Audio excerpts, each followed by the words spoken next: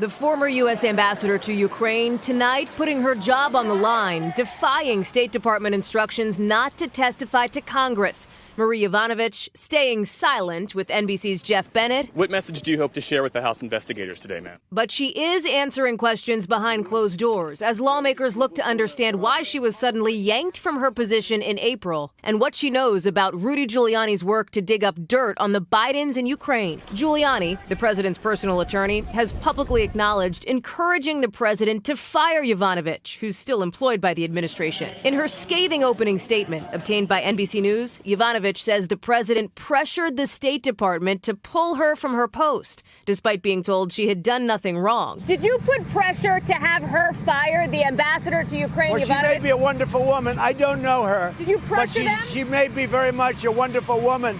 If you remember the phone call I had with the president, the new president, he didn't speak favorably. Yavanovitch testifying, I do not know Mr. Giuliani's motives for attacking me, but individuals who have been named in the press as contacts of Mr. Giuliani, likely referencing two recently indicted Giuliani associates, may well have believed that their personal financial ambitions were stymied by our anti-corruption policy in Ukraine. The president's political rival, Joe Biden, describing Giuliani as a thug at a fundraiser and excoriating the president's vision for the country as being as close to soulless as you can get. The battle lines drawn after the president got personal about the Bidens at his Minnesota rally overnight. Hunter, you're a loser. And your father was never considered smart. He was only a good vice president because he understood how to kiss Barack Obama's ass.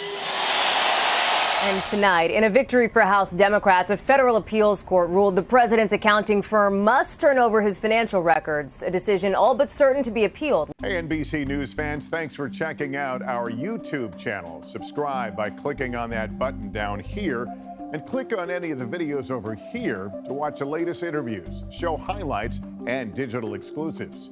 Thanks for watching.